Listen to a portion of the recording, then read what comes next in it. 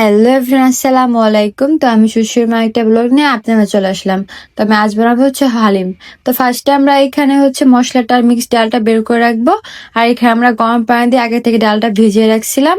তো এই দেখেন, আমরা এখন মশলাটা ঢেলে নেবো। আর আগে থেকে আমরা মশলা দিয়ে মাংসটা মাখিয়ে রাখছিলাম, এখন সুন্দর করে কষায় নিব। আর তারপরে আমরা ওই মিক্স ডালটা ঢেলে দেবো।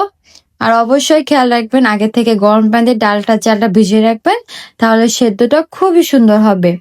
তো আমরা এখন দেখতে পাচ্ছেন ইতিমধ্যে আমরা হালকা একটু পানি অ্যাড করে নিব। আর তারপর সুন্দর করে নাড়া দিয়ে দিব। আর মশলাটা আমরা এখন দিয়ে দেব। আর বাকি মশলা রেখে দিবেন, যখন ফুটে আসবে ডালটা তখন আমরা দিয়ে দেব। তো দেখতে পাচ্ছেন আমার ডালটা কতটা সুন্দর ফুটে উঠছে।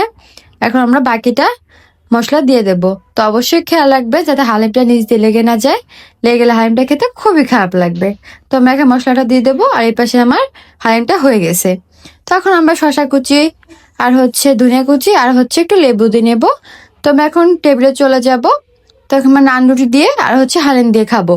তো হালিম দিয়ে নান রুটি দিয়ে অনেক মজা লাগে। তো আমার মতো কার কার হালিম পছন্দ অবশ্যই জানাবেন।